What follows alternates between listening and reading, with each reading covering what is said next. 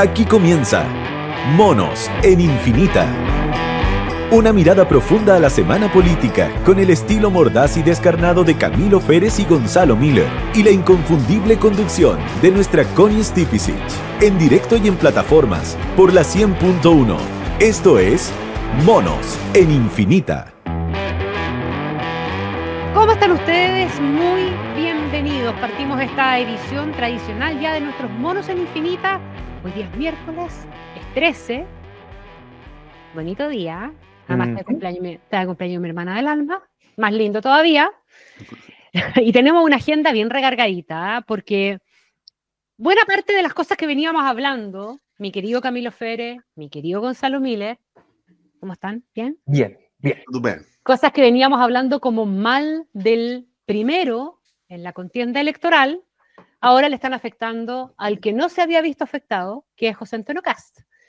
Más allá de si dijo o no dijo, que en realidad no lo dijo, esta idea de gobernar por decreto, siendo... O sea, lo que dijo sí lo dijo. Lo que dijo sí lo dijo. Okay, sí, ya, okay. Pero no dijo gobernar por decreto. No, ya. No lo dijo. Quien sí lo dijo una vez, y en esta radio fue Belín Matei, que habló de esa idea, pero digamos que lo que sugiere José Antonio Kast rebota con una idea que viene dando vuelta, ¿verdad? De que él tiene modelos que sigue, que mira con atención, que son el modelo de Milei, que son el modelo de Trump, que los hemos visto gobernar muy activamente por decreto. Entonces, claro, es esperable que él responda a la pregunta o al emplazamiento de si está dispuesto a hacer exactamente lo mismo, teniendo en consideración además la cantidad de check and balance que tiene nuestra institucionalidad frente a un presidente que se le ocurra ponerse a gobernar por decreto. Simplemente no puede hacerlo por sí y ante sí. Pero queda instalada la idea y él tiene que salir a responder respecto de este tufillo medio autoritario, ¿verdad?, que se instala en torno a él cuando sugiere o deja al menos ahí dando bote la idea, ¿no? Sí, completamente. Ya, dele. Yo creo que tiene varias formas de entrarle a este problema, en todo caso. Pero decir que esto es miel para los oídos de Gonzalo Miller, ¿eh?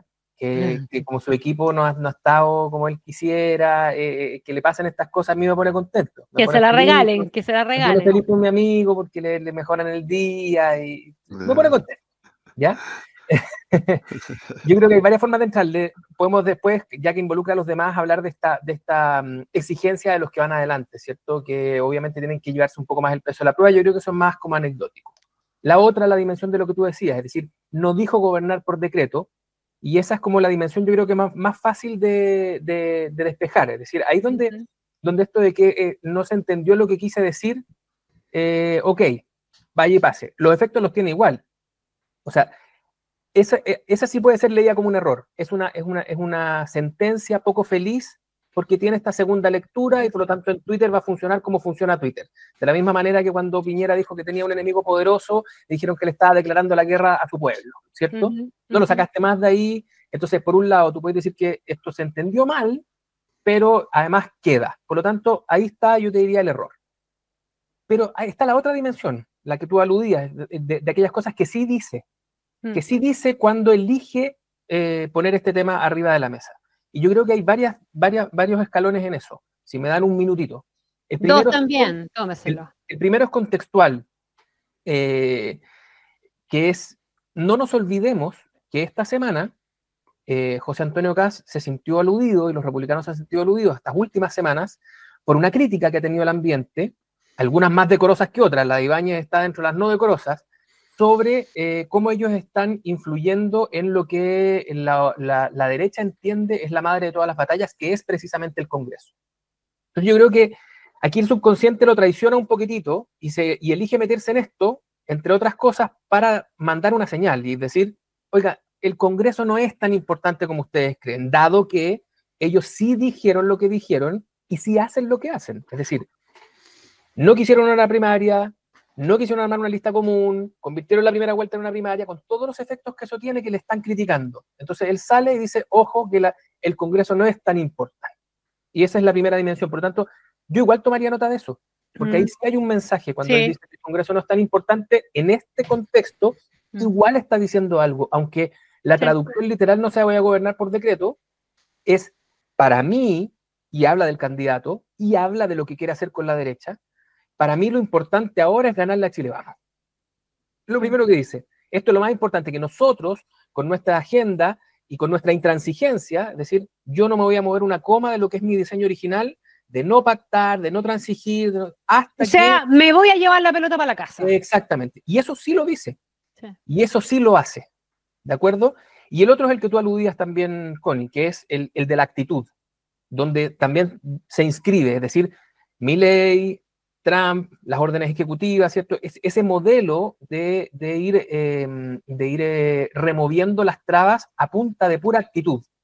Y aunque no esté diciendo que va a ser algo ilegal, es decir, que él va a explorar todas las formas que tiene para hacer legalmente lo que quiere hacer, también habla del candidato que su manera de resolver problemas complejos sea solo con arreglo a la propia actitud y las propias convicciones. ¿Por qué? Porque frente al mismo problema, cuando los problemas son jodidos, ¿cierto? Tú tenías al menos dos formas de abordarlo. Una es, aunque no necesite una ley, voy a pasar por el Congreso. ¿Por qué? Porque necesito que aquí haya un respaldo más o menos mayoritario y que si el Congreso me desdibuja un poco mi idea original, no importa, porque lo importante es tener una reforma previsional, por darte un ejemplo. Y que esté legitimada. Exacto, y que dure una cantidad de tiempo, porque... Y la otra, ¿cierto? Decir, no, compadre, aquí las cosas se hacen a mi pinta o no se hacen. Y esta segunda dimensión también habla del candidato, por lo tanto, yo creo que la otra es una falsa polémica. Existe... La del gobernar por decreto, va a seguir persiguiéndolo, podrá decir que es fake news, que alguien se la aluda. Esa dimensión existe de la misma forma como te decía antes, que hasta el día de hoy vamos a escuchar a alguien que dice que Piñera le declaró la guerra a su pueblo. Pero creo que las otras dos son súper importantes. Son súper importantes. Para un programa como este, que además nos gustan las cuestiones más lateras, ¿cierto? Y somos yonkis de la política, creo que son las más importantes.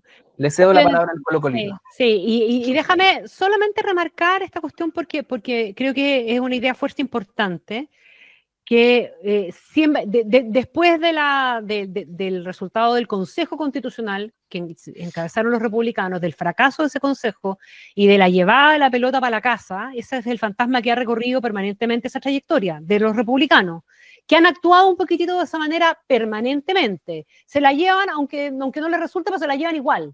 ¿Ah? Y yo creo que esa es la amenaza que deja instalada Kast en este caso. Y yo lo veo como una amenaza, digamos, ¿verdad? No queremos que nadie se lleve la pelota para la casa. Piñera cometió el error de tratar de llevarse la pelota para la casa al principio, y pucha que le costó caro. No te digo que le costó el estallido, le costó en términos de resultados legislativos, le costó muy caro hasta que tuvo que entregarla de vuelta, ¿o no? Este gobierno también al inicio, cuando lo mismo. Le entregó la pelota a la Convención Constituyente. Lo mismo. Todos pueden tener esa tentación. No vamos a hacer nada programático mientras no esté el resultado de la Convención, exacto, como dijo Joe Jackson. O sea, llevarse la pelota para la casa nunca es bueno. Así es. Gonzalo. ¿No? Ni en el fútbol de barrio, ni en el fútbol profesional, en ninguna parte, ¿no? Ahora, yo creo que el debate sobre si fue un error o no, o si en realidad quiso poner esa proa o esa quilla, ¿no? Si fue un error estratégico, decir algo que parece error, pero en realidad lo pone, lo asimila a las figuras que José Antonio Kast aspira, ¿no? Con las cuales se identifica, ¿no? Más allá de los cambios, ¿no? O sea, no puedes ir tú corriendo detrás de Bolsonaro y después querer desentenderse de lo que a Bolsonaro le pasa. O ir detrás de Bukele y después desentenderte de lo que Bukele hace, dice, ¿no? Tiene esas complejidades, ¿no? Y yo creo que son errores que José Antonio Kast ha cometido reiteradamente. ¿Ah? Tratar de buscar un patrón de conducta externo, siendo que, para ser justo, él no es ni Bukele, ni Bolsonaro, ni Milei, ni Trump, ¿no?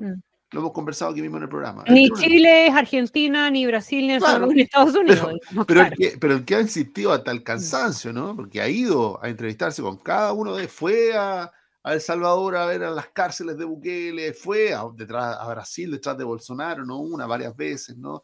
El propio José Antonio Kast. Hoy día eso le juega en contra porque, de nuevo, comete un error. O sea, al final eso es, ¿no? Y un error que le genera ruido en la comunicación. Entonces, ahora reclama por el ruido. Dice, no quise decir lo que dije, ustedes entendieron, están malinterpretando mis palabras, están sacando la peor versión posible de lo que yo dije. Sorpresa, José Antonio Kast. Bienvenido a la polarización, ¿no? Porque en esas aguas donde se movió con tanta agilidad... Oye, que lea las columnas de Valenzuela. Claro. ¿Ah? Cuando agarra cualquier gafe de cualquiera y lo convierte en una... Bueno, ¿Ah? no hay que ir muy lejos, ¿no? Entonces, el transformar una frase en la peor versión posible, de eso habían hecho escuela, ¿no? Entonces, hoy día que van primero, y hoy día que sufrieron este error, o este gafe, ¿no? O este ruido en la comunicación, porque José Antonio Caz dijo cosas relevantes en ese foro. Ninguna de ellas va a ser recordada. ¿Por qué? Ninguna. Porque está dando explicaciones sobre lo que dijo y lo que no dijo. Y al final el mostrador le tiró un salvavidas. Porque le permite al menos decir, yo nunca dije decreto, nunca dije saltarse el Congreso. Pero claro, y esto que son los temas de fondo los obviamos rápido, digamos. no existen finalmente, ¿no? Los borramos. Entonces, ese ruido en la comunicación, ese ruido que de alguna manera lo lleva, es lo que constituye esto y lo hace leerlo como un error.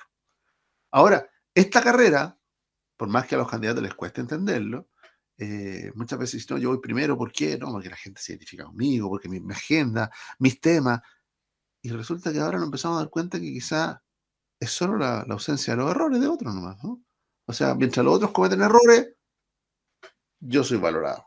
Cuando los errores los cometo yo, ocurre lo mismo al revés, ¿no? Se me cuestiona, se transforma en una mala semana, y de una mala semana puedo enganchar 2 malas semanas. Pasamos de la jaraneta, ¿no? Y de la jaramanía, y algunos me dijeron, hoy parece que pasó la jaramanía a 2 semanas muy malas de jara, ¿no? Dando explicaciones muy complejas, ya de eso incluyendo lo de ayer también, vamos que a le tocó a profundizar ella. en eso, ¿no? Porque Y Parisi que tuvo que decir que se refería a las camionetas y no a las señoras de los mineros. Entonces, con la vieja. Estamos viendo. Sí, hay que enchular la vieja. Hay que enchular la vieja, ¿no? Como que hubiera otra lectura posible. Sí. Pero bueno. Que la dejó dando bote. Sí. Yo creo que aquí una de las claves de esta lección es, de nuevo, aquí el protagonismo se transforma en algo radiactivo, ¿no? O sea, ponerse arriba del escenario en actitud de favorito pareciera ser de que es el peor escenario posible y algo indeseado. ¿Por qué? Porque, de nuevo, cualquier error se transforma en un daño, una pérdida de credibilidad o en consecuencias negativas, ¿no? Respecto a lo que tú querías hacer originalmente o lo que tú pretendías hacer. Y, de nuevo, empiezan los reclamos respecto del empedrado, ¿no? El empedrado de la polarización, parte de por qué los errores se están transformando. Lo habíamos comentado la semana pasada, ¿se acuerdan que me había dicho, oye, mira los foros, estos foros que siempre lindaron la intrascendencia, ¿no? Muchas veces ni nos enteramos de los foros, hoy día adquiere un protagonismo. Y el protagonismo está básicamente, no en los aciertos, en los errores. En los errores, sí. ¿Por qué? Porque si hay algo que es viral, son los errores. Los aciertos no. Gracias al Encontrar mundo. algo malo, error de alguien, eso se viraliza, pero... Y en lo digital, bueno, lo han sufrido todo, hoy día lo sufre Cast, Jara, bueno, veremos qué pasa. Matei también, que dijo que la Connie lideraba una banda de periodistas. De crimen organizado, los periodistas. No, yo de eso debo reconocer el mérito. ¿Cuántas veces vio ese video el pobre Camilo Fera hasta encontrar que no, pues ese pirata de periodista? La gracia del fenómeno de lo viral es que siempre hay alguien más ocioso que uno. Entonces, alguien encuentra y luego lo manda y se viraliza. Y ahí está Evelyn diciendo un listado, está escrito. Yo creo que ella siguió con uno y los periodistas, y siguió, continuó. Oye, pero a propósito de lo de Cast y el recordatorio que varios de su sector y muy activamente Marcela Cubillos, que salió hoy día muy activamente en redes sociales a defender a Cast y a hacer el contraste con lo de Matei, y que cuando Matei dijo en esta misma radio, hace varias semanas atrás, de hecho en una entrevista que creo que estaba solo Juan Manuel, yo no estaba en esa entrevista, que ella, en una enumeración de cosas que ella haría, ella mencionó también en algunos casos actuar por decreto. ¿Por qué no fue un escándalo en ese minuto? Porque sobre Matei bueno, es que ese es el punto. Ese es el punto y ese es el test de la blancura por el que tiene que pasar Cast, y yo creo que así como hemos insistido en lo que significa que Janet Jara sea comunista, las contradicciones con su programa de primaria, que desautorice a los voceros económicos, que el Partido Comunista siga adelante, todas esas cosas que le duelen y le molestan y son una tremenda roca en el zapato de Jara, en el caso de Cast, son estas, que nos remiten al pasado reciente del Consejo Constitucional, la pelota para la casa, sus modelos afuera, el modelo Bukele, yo no he escuchado acá, sí he escuchado a Patricio Bucellán, pero no a Kast decir nada respecto de la reelección indefinida que logró constitucionalmente Bukele. O sea, ya no sigue siendo un modelo o esa parte del modelo no le gusta. Ahora está sometido a ese interrogatorio y lo va a tener que seguir estando por un buen rato. Porque esa es la prueba. porque Porque esa es la prueba que él prueba. tiene que rendir. Si esto es como cuando pillan al congresista republicano ultraconservador en un prostíbulo. No es solamente el morbo por su vida privada, sino por la distancia que hay entre lo que predica y lo que dice. Y dónde tiene que él dar muestras de blancura, ahí. Kast tiene que rendir respecto a eso. Y te insisto, vuelvo al mismo punto. Los republicanos han constituido en virtud esto de ser duros, intransigentes, ejecutivos. Bueno, eso tiene un lado B. Eso tiene un lado B. Y no estoy diciendo que sea terrible, tal vez efectivamente la gente lo quiere. Piensa tú que me voy a meter en camisa de 11 varas, pero me corregirá Gonzalo que lo estudió latamente. El derecho romano tenía incluso codificado el dictador como una de las uno de los posibilidad. Claro, una posibilidad institucional. Un dictador reglado, que bueno, como todo después se quería quedar, digamos, pero asumía que la falla institucional a veces requería de entregar poderes especiales. Nosotros tenemos estados de excepción, hay un montón de cosas que nacen del supuesto de que ciertos problemas es imposible corregirlos si es que se asambleízan. Exacto. Sí, estaba pensando la misma palabra. Sí. Ok, pero obviamente que alguien que viene del asambleísmo no tiene que dar las mismas explicaciones que alguien que viene de los modelos más autoritarios y de admirarlos, de traerlos a su campaña y de irlos a buscar. Ahora, yo tengo dudas de que esto tenga un efecto negativo, bueno, especialmente en el público de Casta, porque le tiene que haber encantado que diga que el Congreso es irrelevante, cosa que institucionalmente no es verdad, pero en la conformación actual del Congreso sí alguien puede decirlo y sacar un aplauso, digamos, ¿verdad? Porque no nos gusta el Congreso. Ese es buen punto, Connie. Ese es otro tema. Ese es buen punto el que marcas tú, porque depende cómo lo miremos, porque para las audiencias de barra brava de cada uno de los candidatos, no siempre sus errores tienen el efecto, ¿no? Pero ¿sobre qué tienen el efecto? Sobre las otras audiencias. Las de baja lealtad, no es que les vuelva loco, es solamente que creen que lo está haciendo bien, como un supuesto básico. La ausencia de crítica a veces es suficiente, ¿no? Si alguien no es criticado, no comete errores, ya. O mira, esto no lo vi y ahora lo veo. Claro, el problema es la otra audiencia, ¿no? Y es una audiencia, reconozcámoslo, que Kast, lo dijimos la semana pasada, hace 15 minutos que tenía en la cabeza, bueno, ¿y qué pasa si soy presidente? ¿Y qué pasa si ya no le tengo que hablar solo a mi nicho duro, sino que tengo que transitar hacia otros? Bueno, es ahí donde se le provoca el ruido, es con esos otros, con los que recién va a empezar a conversar, con los que recién está saliendo, y por decirlo así, y este gafe, claro, lo retrotrae a problemas. Solo para ser justo, imagínese usted que esta misma frase la hubiera dicho Janet Jara. ¿Cuál habría sido la reacción del propio mundo republicano? La falta de convicción democrática. Obvio, hubiera sido una frase imperdonable. Imperdonable en el caso de Janet Jara. Pero la dijo José Antonio. Bueno, ahí estamos, ¿no? Atrapados en una polarización que para las barras bravas estos no son errores. No existen. No los ven. El problema es con el resto de la audiencia.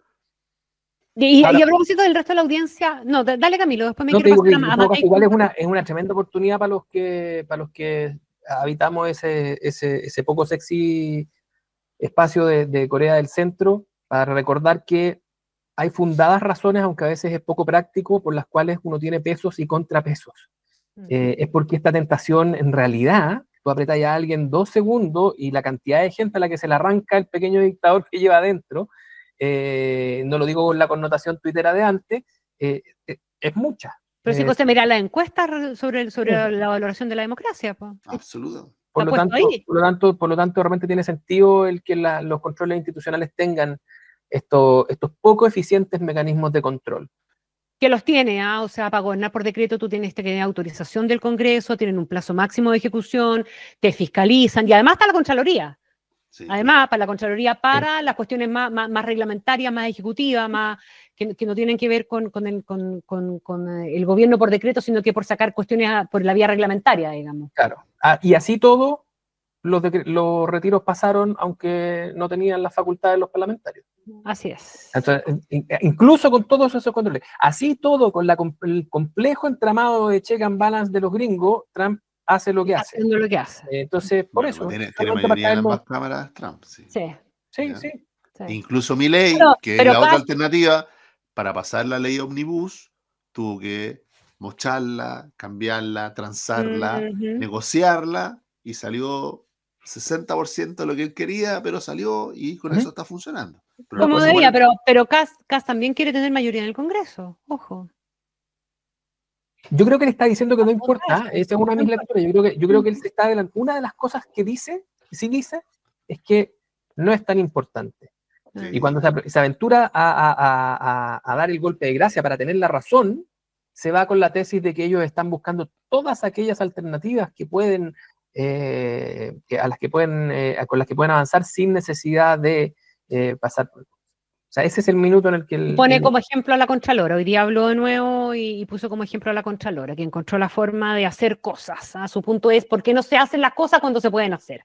En eso insistió hoy día. Déjeme ir a Matei un poquito con esto, porque Matei, después de los tropezones que tuvo por varias semanas consecutivas, en los últimos días se la ha visto en una parada distinta.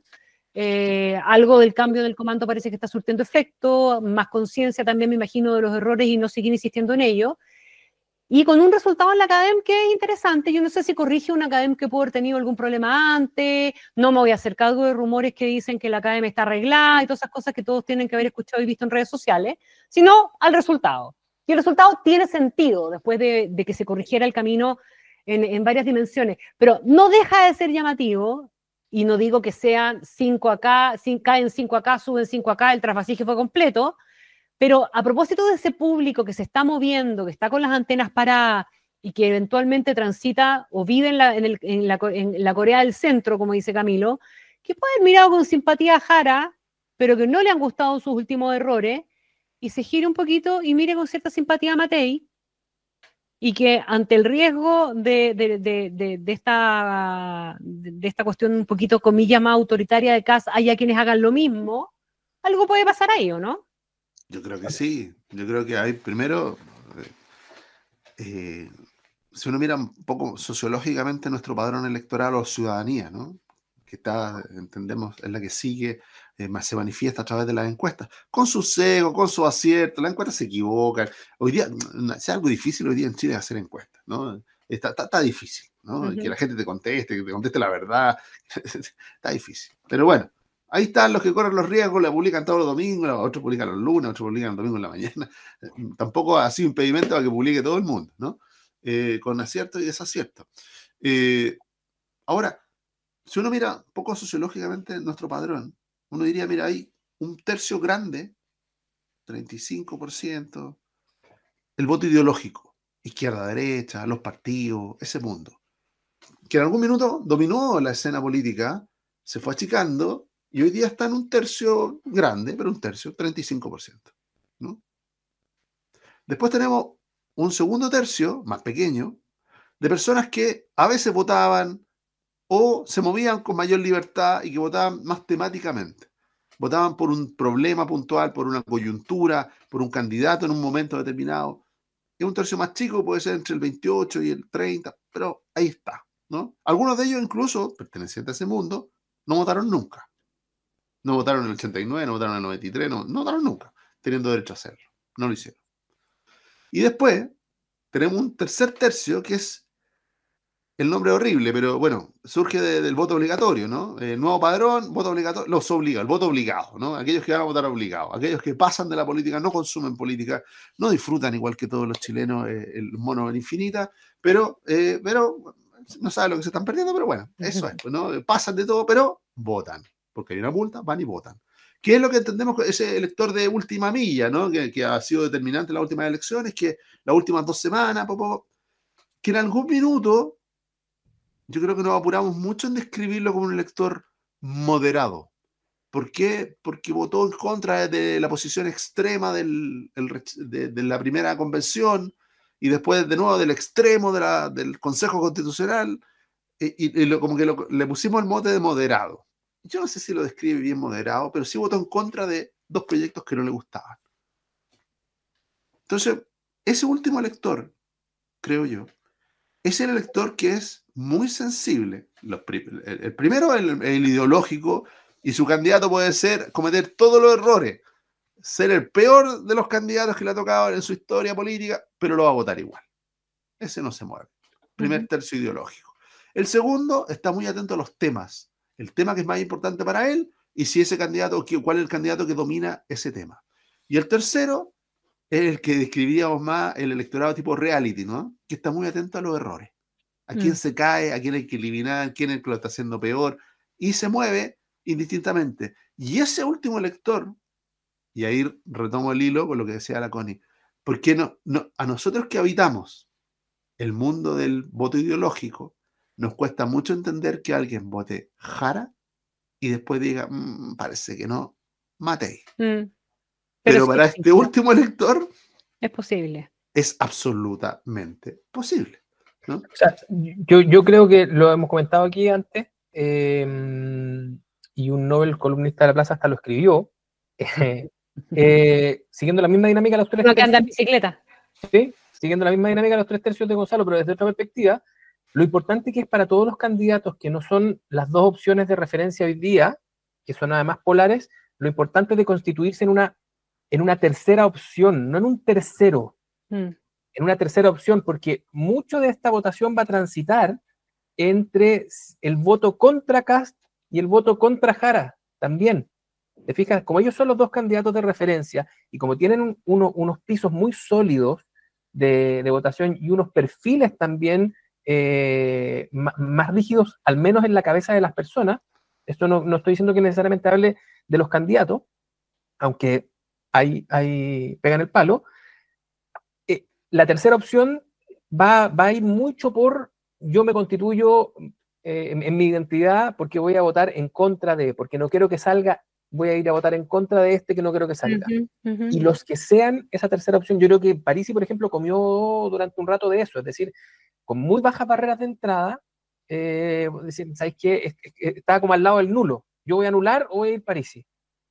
Ahora, las encuestas de las que estamos hablando, yo me las tomaría como lo que son y no como lo que no son. Con esas muestras, con esa periodicidad, con esas preguntas, lo que estamos viendo semana a semana son climas de opinión. No estamos viendo intención de voto.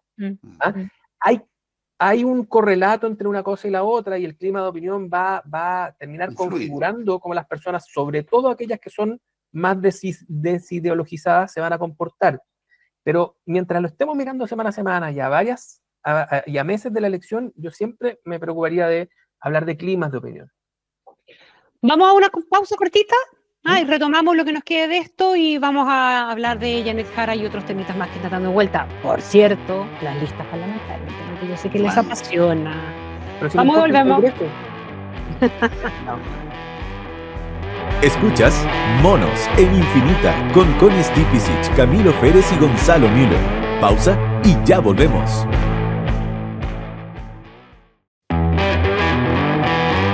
Monos en Infinita junto a Connie Stipicic, Camilo Férez y Gonzalo Müller. Seguimos haciendo los monos en Infinita, segunda patita, algo para cerrar el trasvasije posible que eventualmente pudiese estar beneficiando o dándole un aire nuevo a Matei, aprovechando ahí tranquilita su tercera posición en la tabla. Yo solo pondría ojo en un detalle, ¿no? Que es una pequeña diferencia con Camilo. Los pisos. ¡Wow! Los pisos están muy bajos. ¿Ah? O sea, un candidato se puede mover en un rango muy, muy, muy bajo. Mira tú cada uno de ellos, ¿no? Cada uno de ellos han tenido subidas y bajadas de 2-3 veces su votación. Se han pasado de 8 a 28, o al revés, de 26 a 15. O sea, claramente el piso que le entrega el voto ideológico es muy bajo a todos, ¿no? Porque ese 30% del voto ideológico se reparte entre todos. No es que sea solo de uno, ¿no? Claro. Se reparte entre todos los candidatos. Todos tienen su pedacito del voto ideológico. ¿Ah? Y por eso hace que los pisos, es decir, la posibilidad, la volatilidad sea muy alta de candidato. Un candidato puede ir primero y pasar al cuarto lugar muy rápidamente. Y fenómenos como el de Johannes Kaiser, que en un minuto me pareció deslumbrar, se puede incinerar casi en un instante, ¿no? No, de acuerdo. De acuerdo. Ok.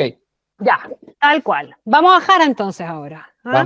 Vamos Porque Jara, el veranito de San Juan que vivió después del resultado de la primaria y de una performance bastante buena, ¿ah? Porque yo diría que participado de varios de estos foros al principio, con una performance que le permitió lucir sus atributos, sus cualidades, su capacidad de diálogo, etcétera, etcétera. Empezó inevitablemente a caer respondiendo preguntas o tropezando sola, a caer en contradicciones e incluso también en cuestiones que se parecen bastante a la mentira. ¿Ah? Que yo no estoy acusando abiertamente de mentir, pero cuando una contradicción es tan manifiesta, parece incluso una mentira. Y eso altera dramáticamente un atributo que es bien importante, que es el de la consistencia, de la convicción y De la autenticidad. y de la autenticidad también.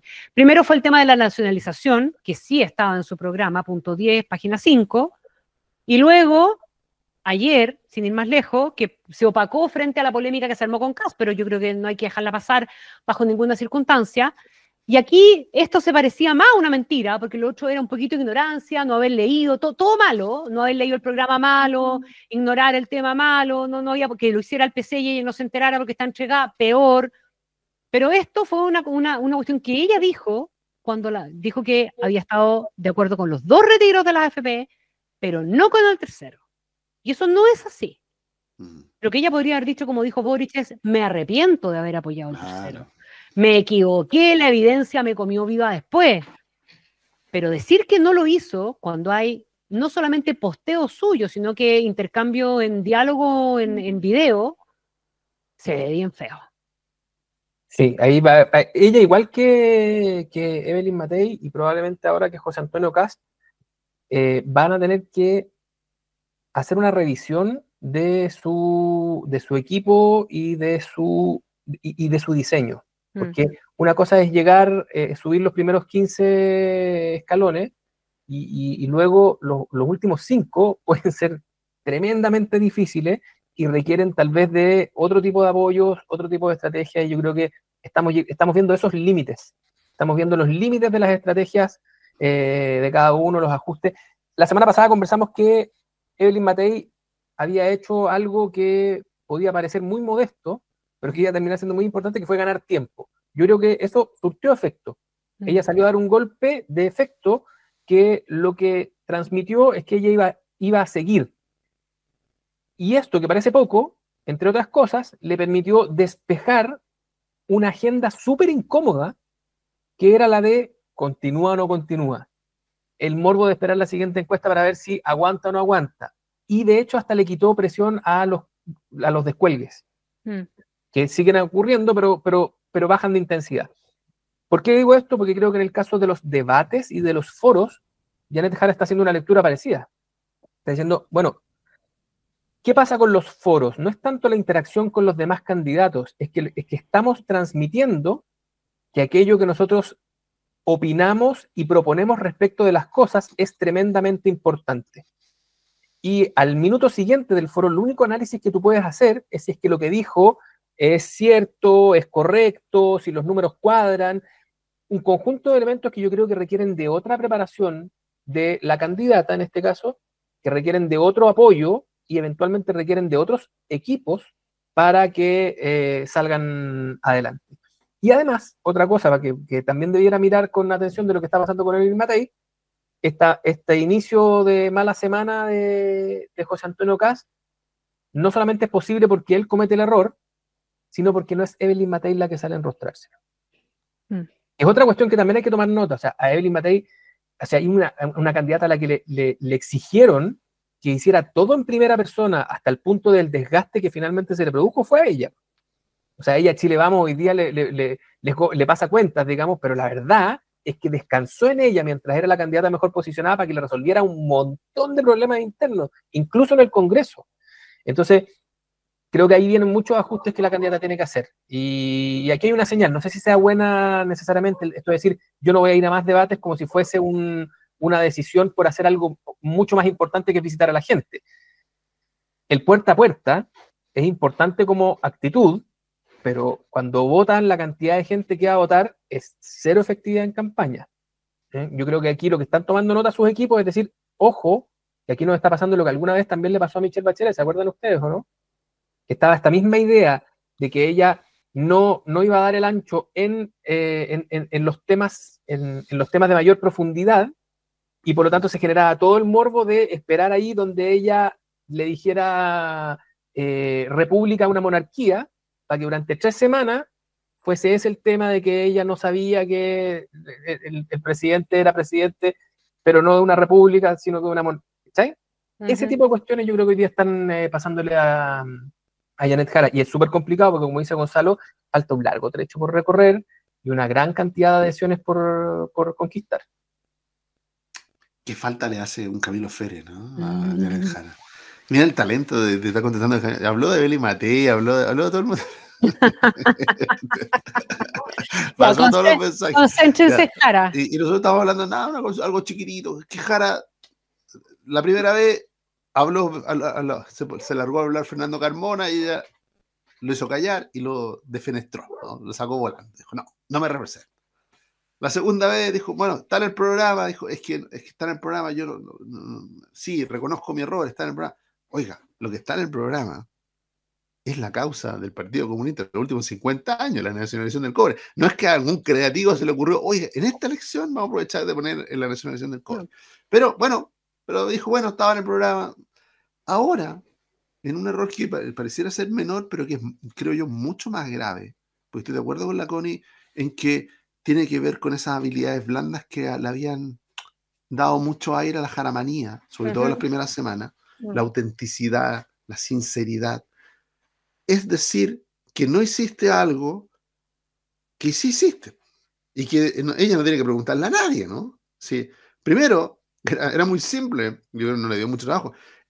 En abril de 2021, cuando se discutió el tercer retiro, ella era candidata a alcaldesa en Conchalí, estaba haciendo campaña. Y al igual que muchos alcaldes, transversalmente, hizo campaña con los retiros. Claro. Entonces no tenía que preguntarle a nadie, ¿no? No es que el asesor le dijo, oiga, acuérdese, usted estaba ahí repartiendo en Conchalí. Claro, perdió en Conchalí, ¿no? Perdió esa elección. No, a pesar de los retiros y su apoyo, no resultó. Pero no es para haber olvidado lo que se había hecho, ¿no? Entonces, de nuevo, este autogol, porque de nuevo, ella podría haber dicho muchas cosas, pero decir que no hiciste algo que sí hiciste, la pone en una tensión muy fuerte respecto de su credibilidad. Y eso después va acompañado con esta decisión estratégica de que no vayan a pensar mal, voy a dejar de ir a los foros. Está bien ir a ver a las personas, a los chilenos, conversar en la calle, muy bien por los candidatos. Pero qué mal timing decir, llevo 2 semanas mal en los foros y resulta que ahora ya no quiero ir más a los foros. Cuando los foros han adquirido una importancia muy relevante. ¿Qué pasa si hay un nuevo foro y Jara decide no ir y van solo Kast y Matei? ¿Y qué vamos a comentar? Lo que se dijo en ese foro, lo que dijo Kast y lo que dijo Matei, y lo que dijo Jara, no va a estar. Entonces, de nuevo, no va a ser sostenible esa decisión. Ella va a tener que retomar los foros, cambiar de actitud. Es verdad, lo que dice Camilo, requiere un nivel de preparación distinta. Yo no sé cómo va a un foro cuando ella tiene en redacción su programa. Bueno, es que eso te decía, lo que tiene que tener es luego su programa de gobierno. Y lo que tiene que tomar de decidir ya también luego es quién va a ser su líder del equipo económico, porque ahora resulta que Luis Eduardo Escobar está medio desautorizado. Ya, pero es que ahí dejó de dar entrevistas, entonces, ¿verdad? Ahora es como un asesor que opina por su cuenta, cuando él de alguna manera estaba imponiendo estas directrices que entraron en contradicción. Mientras ella no tenga un programa de gobierno de 7, de 20, de 25, de 100 páginas, esto va a seguir siendo igual. Claro, aquí sí los climas de opinión son lapidarios, para esto sí sirven y en esto sí importan, porque cuando pasa lo que ocurre durante 2 semanas en que las correcciones son, vamos a llamar geográficamente hacia el centro, entonces no, es que ese programa no importa, vamos para allá, y ella tiene además una mala semana y caen las encuestas, ¿quiénes afilan los cuchillos? Los de la izquierda. Los Jadwe de este mundo dicen, ven, por abandonar nuestras banderas, por renegar de la nacionalización. Por renegar de la... No, pues es por la contradicción. Bueno, y aquí cada quien podrá decir que es por X, Y o Z. Bueno, volviendo al otro ejemplo, Kast hizo escuela con crecer a costa de señalar cada problema del país como una entrega de la derecha cobarde, por lo tanto, no vamos a descubrir la pólvora con eso. Pero tienen ese problema, el problema, y es poco alentador plantearlo así, el problema que hoy día tiene Jara es que no suben las encuestas. Claro. Y eso hace que todos estos otros se conviertan en un tremendo problema, porque no solamente tiene que explicar y complicarse explicando, sino que además comienzan los nerviosismos, esos que Gonzalo conoce tan bien, ¿cierto? De la gente que empieza a hablar en off y que después termina hablando en on y que hay que salir a contratar a un Panzer para que los ponga en orden. Oye, pero hay un punto respecto a lo de Jara, que porque no se me pase, porque está bien, todos los comandos tienen problemas, todos tienen, ya el comando de Jara vuelve a ser un ruido, o sea, el único comando que funciona es aquel que no hace noticias. Si el comando hace noticias, que la cosa está mal, y eso es válido para cualquiera. Ahora, Jara le van a entregar un programa, ya. El lunes, junto con la inscripción y todo, ella no tiene mucho que hacer el lunes, salvo entregar su programa, es lo único. Por ley, tiene que entregar lineamientos de lo que va a hacer, ¿no? Vamos a estar todo encima, porque se transformó en un tema de su campaña. Sí, pues. Totalmente. Y todos vamos a ir a buscar, bueno, ¿y quién ganó la pelea? ¿Hay nacionalización? No hay nacionalización. ¿Hay final AFP? No hay final AFP. ¿Cuánto quedó de Luis Escobar en el programa? Claro, ¿cuánto hay del PC? ¿Y cuánto hay del PC? Ella misma transformó a eso que es tan irrelevante, es importante, ¿no? Pero lo transformó en un hito político. Algo que todos los candidatos entregan. Segundo error estratégico, su militancia en el PC la transformó ella en un hito, el programa lo transformó ella en un hito también.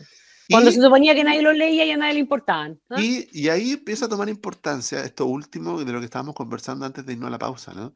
Que el control de oferta y el diseño original que definió el gobierno y el presidente para esta elección, que era tener una sola candidata que aglutinara naturalmente a toda la votación del sector, desconoce algo que eso es válido para un mundo, para el mundo que vive en las izquierdas y derechas.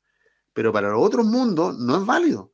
Y para los otros mundos sí hay alternativa, ¿no? Y si Jara tiene un mal desempeño, nadie está condenado a votar por Jara, salvo los militantes del Partido Comunista, ¿no? El resto va a mirar para el lado. Y podrá mirar más lejos, podrá mirar más cerca, pero va a mirar para el lado. Y eso sí, para cualquier candidato, es un problema gigante. Ahora, tiene otro problema que se llama Daniel Jadwe, a propósito de que lo nombraste recién. Daniel Jadwe está enfrentado hoy día a una acusación ad porta. La fiscalía está pidiendo más de 18 años de cárcel para él, más allá de si eso prospera o no prospera.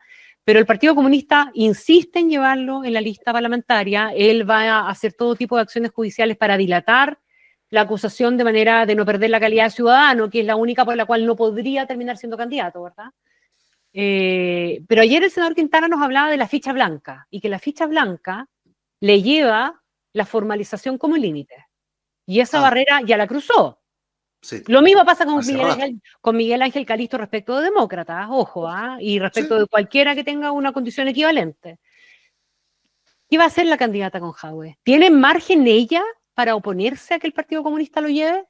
Yo creo que toda esta discusión en la que estamos hoy día es tan negativa para ella porque intuyo que lo que se va a terminar instalando es que no tiene ese liderazgo. Fíjate que lo dice tenuemente, sutilmente Mulet al justificar la decisión del FREPS, la sigla.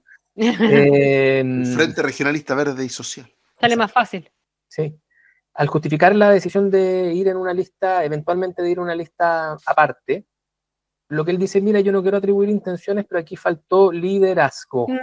Sí, y lo dice respecto de ella y del presidente. Claro, faltó liderazgo. Entonces, eso que es una cuña que tienen muy a la mano los políticos, también si se te instala, de nuevo, pone un binomio, liderazgo no liderazgo, que es incómodo porque lo que en automático se le ocurre a cualquier asesor de imagen para mostrar liderazgo es lo que alguna vez hizo Juan Carvajal con Bachelet con los cartillazos. ¿Se acuerdan ustedes o no? Sí. Presidenta, se está cuestionando que usted tenga liderazgo, usted tiene que ir y retar a los ministros. ¿Se acuerdan del cartillazo? Poco feliz. Y el liderazgo de ella se notaba en otras cosas y finalmente yo creo que no quedó duda que tenía un tipo de liderazgo que era el suyo. Pero aquí, en el automático, en la carrera por la semana y por la encuesta, lo que le van a demandar es que empiece a dar golpes. Y esos golpes, si es que los comienza a dar, uno, va a perder la sonrisa, que hasta ahora ha sido un activo un atributo de su campaña, y segundo, va a dejar heridos en el camino. Y esos heridos en el camino, como tú mencionabas, hay algunos que son bastante contumaces y que frente a toda la evidencia, cuando la realidad les dice que las cosas son distintas, al diablo con la realidad, porque ellos van a ir y no van a sacar los dedos del enchufe y nos van a tratar de convencer de que no se están electrocutando. Entonces, ojo ahí, yo creo que ese es el riesgo hoy día de la campaña de Janet Jara, de entrar en una espiral de cuestionamientos internos que la desgasten y la obliguen a dar pruebas de liderazgo. Y wow, yo creo que de ahí es súper difícil moverse. Oye, y perdona, y tiene un periodo de prueba de aquí en adelante que es cortito, ¿verdad? La inscripción de las candidaturas, al menos respecto de esto, no solamente de Jadwe, sino de cuál va a ser el destino de la lista. ¿Van a ser dos como está instalado hoy día? ¿Hay alguna posibilidad de arreglo, de que ella golpee la mesa o no, para que sea una sola? O sea, tiene un periodo corto para dar esa prueba, al menos referido a esto.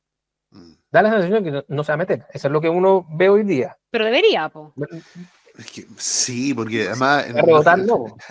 No, yo creo un poco tarde para esa decisión. Porque recordemos que, de nuevo, los famosos foros. En varios de estos foros, ella hizo ostentación de decirle, nosotros damos gobernabilidad. Nosotros vamos a ir en una sola lista. La oposición está dividida. No da gobernabilidad. Lo dijo ella. O sea, ella lo asumió como una medalla. Puso, lista única. Repita que se quedó pegado. ¿Se quedó pegado? Sí. Sí, repite. Yo creo que eso es lo que va a pasar con el Jadwe, en todo caso. ¿Qué cosa? Porque si no se te escuchó. No, le decía que... Fue adrede. Es el humor diferente de Gonzalo Miller.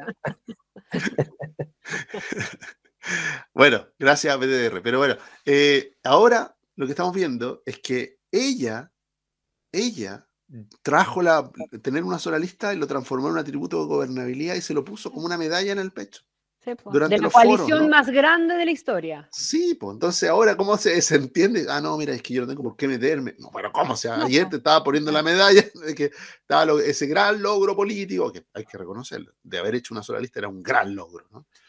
Ahora, parece que va en camino a tener una lista que va a concentrar más o menos sobre el 80% de los votos y otra que va a tener un poco menos, 20%. Ahora, con una gran capacidad de hacer daño, sí. ¿Qué es el problema de las listas paralelas? ¿No? O sea, cuando uno mira la lista paralela, claro, dice, oye, no, pues si el Frente Regionalista, sí, pero es Sharp en Valparaíso, es Mulet en Atacama, ¿no? O sea, empiezan a hacer nombres, es Naranjo en el Maule. Entonces, la capacidad de hacer daño de esa lista chiquitita, así como escindida de la acción humanista, adquiere, porque abriéndose otra puerta que golpear, larga lista, ¿no? Larga lista ahí de despechados, de gente que le dijeron que le dijeron no, ahora no se toca, ahora hay una señal de orden, la lista única. Hay mucha gente que la estaban bajando y que va a encontrar una puerta al lado donde ser candidato.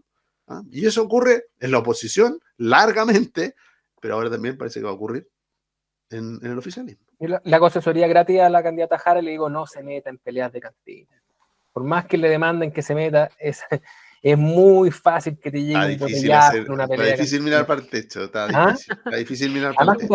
Además que todavía faltan, ustedes han visto cómo se cierran estas listas. Pero yendo al hueso, sí, aquí más que allá, sí, aquí nadie cuestiona a Jara si finalmente terminan llevando a Jaime Naranjo o no lo terminan llevando. Aquí el cuestionamiento va a ser Daniel Jadwe, porque es su partido, es la decisión de su partido, va o no va de candidato a diputado, y si Jara cree que es razonable llevarlo, o ella tuvo una primera aproximación a ella, ¿recuerdan que dijo? Lo mandó a preocuparse de su defensa. Lo mandó a preocuparse de su defensa. Sí, pues. Entonces, insiste en eso. Yo creo que ahí tiene mucho que ganar, pero también tiene que sostenerse, ¿no? Es quizá la prueba de fuego de la descomunización. Oye, y si en un arranque de ingenio ella invoca el criterio TOA. Es que el criterio TOA está... Bueno, es que el criterio TOA es un poquito parte de esta ficha blanca de la que hablaba Quintana ayer. Sí. Es lo mismo, sin llamarlo así. Lo otro tiene un morbo adicional. Lógico, lógico. Oye, en los poquitos minutos que nos quedan, el impacto de ir en lista separada, bajo el entendido que estamos hablando de partidos chicos, que son, como decía alguien, además atendidos por sus propios dueños, preferentemente, pero que tienen esta capacidad de hacer cierto daño en algunas partes. ¿Pueden salir trasquilados y desaparecer del mapa o pueden hacer daño? No, porque yo creo que Gonzalo es mucho más experto que yo en el tema número Lo electoral, sabemos. pero voy a hacer una aproximación de análisis. No solamente son partidos chicos, sino que además la determinación que ellos están tomando, una determinación de sobrevivencia, tiene que ver con la cantidad de candidatos que ellos tienen que llevar para tener una votación global que les permita seguir existiendo. Porque yo creo que no estaba en duda el cupo de Mulet. Aquellos que son elegibles dentro de sus listas, creo que dentro de la lista del oficialismo también estaban en su mayoría protegidos, o iban a estar presentes y tenían condiciones de elegibilidad suficientes. El problema que ellos tienen es otro, es que a ellos no les alcanza con la cantidad de cupos disponibles, dada la amenaza que tienen al frente. Entonces, no creo que vayan a hacer tanto daño electoral. Creo que en aquella, que los Mulet, que los Chap y eso eran parte del análisis. En el margen lo hacen en la imagen de esta unidad omnímoda, digamos, que no va a ser tal, pero creo que se va a parecer más a la estrategia que se siguió con los concejales en la elección municipal que a una debacle en el caso del oficialismo. No, pero así en un repaso muy rápido, por ejemplo, que Mulet vaya en una lista separada aleja cualquier posibilidad de doblaje en la región de Atacama, aunque la derecha vaya dividida. Ya no hay posibilidad. Ahora, perdona, una cosita que con Mulet por fuera no hay doblaje en Atacama. Yo creo en Valparaíso, que es posible, Gonzalo, un segundo, que todo esto me faltó. Yo creo que también es posible por lo que hizo Republicano. O sea, Republicano se aceleró en despejar completamente el tema de que ellos no iban a estar negociando hasta el último minuto, arrancó de cualquier especulación y dijo, vamos en otra lista. Y por lo tanto, claro, al frente, el partido más grande. Al frente, el costo también comienza a calcularse de una manera diferente.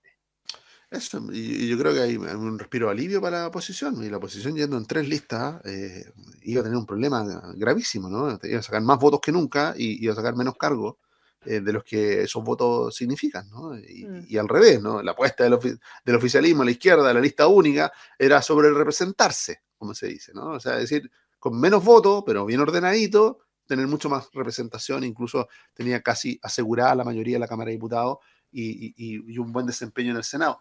Eso cambia con esta segunda lista de la izquierda, cambia dramáticamente, sobre todo por dónde están puestos. Como decía, en Atacama, que era una región donde 3 listas de derecha y una sola lista de izquierda, había una posibilidad cierta de doblaje. Además que era una lista con la diputada Chigardini, con Yana Proboste y con Jaime Mulet. O sea, eran 3 candidatos muy fuertes en una sola lista. O sea, iban a sumar muchísimos votos. Bueno, se descuelga Jaime Mulet, se acabó, no existe riesgo de doblaje ya en Atacama. En Valparaíso, el que hoy día tiene 3 senadores a la izquierda y solo 2 a la derecha, el hecho de que Sharp se descuelgue, porque eso es, digamos, ¿no? Jorge Sharp encuentra la posibilidad ahora de ser senador en esta lista paralela, que se lo habían negado en la lista oficial, ¿no? Le estaban ofreciendo un cupo a diputado por Valparaíso, no a senador. Dice, bueno, Sharp no solamente puede estar muy cerca de salir él, sino de provocar de que se invierta, que sean 3 senadores de derecha y 2 de izquierda los elegidos en esa región. Y en la Araucanía, puede incluso el descuelgue de candidatos puede llevar a que del 3-2 que hay hoy día, terminen 4-1 a favor de la derecha. O sea, es un cambio sustantivo, la capacidad de hacer daño es alta, ¿no? Y eso es lo que está puesto sobre la mesa. Por eso, como faltan varios días todavía, hoy día es miércoles recién, ¿no? Falta una eternidad para el lunes. Yo no quiero descartar a lo que es bastante probable, que este tirón de mantel venga ahora a decirle, mira, todo este daño que estamos viendo, bueno, ¿para qué? Ahorrémonos este daño, volvamos a negociar los cupos.